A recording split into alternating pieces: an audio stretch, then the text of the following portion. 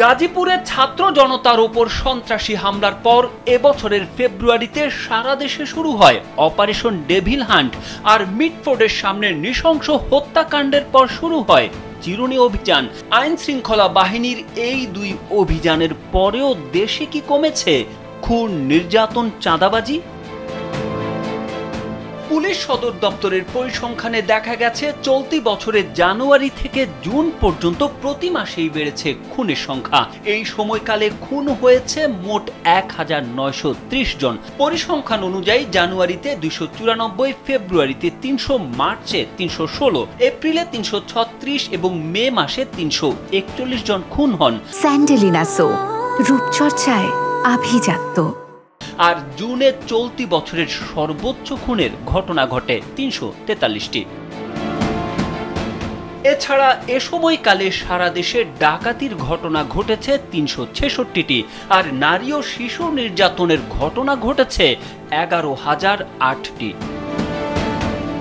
প্রধান উপদেষ্টার press wing থেকে অপরাধ বিষয়ে যে পরিসংখ্যান দেওয়া হয় তাতে গত বছরের সেপ্টেম্বর থেকে চলতি বছরের জুন পর্যন্ত মোট খুন হয়েছে ৩,৫৫৪ জন। এছাড়া এই সময়কালে ডাকাতি হয়েছে ৬১০টি, দস্যুতা ১,৫২৬টি, দাঙ্গা ৯৭টি, ধর্ষণ ৪,১০৫টি, নারী ও শিশু নির্যাতন ১২,৭২৬টি এবং পুলিশের আক্রান্ত হওয়ার ৪৭৯টি ঘটনা ঘটেছে।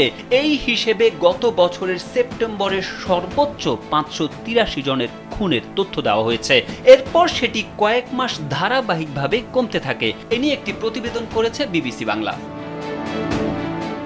পুলিশের শীর্ষ পর্যায়ের একজন কর্মকর্তা বিবিসিকে জানান, আওয়ামী লীগ সরকারের পতনের পর প্রায় ভেঙে পড়া পুলিশ বাহিনীকে পুরোপুরি সক্ষম করে তোলার জন্য তারা এখনো চেষ্টা করে যাচ্ছেন।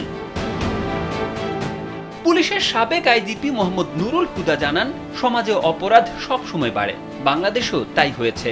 তারপরেও অনেক ঘটনায় কঠোর ব্যবস্থা নেওয়া হয়নি। পুলিশের গোয়েন্দা নেটওয়ার্কও ঠিকমতো কাজ করেনি। তাদের মধ্যে আত্মবিশ্বাসের অভাব দেখা গেছে।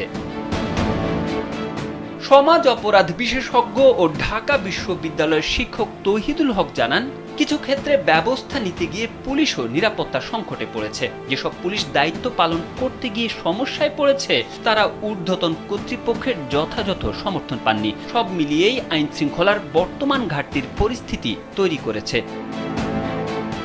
তারেক আহমেদ, কালবেলা।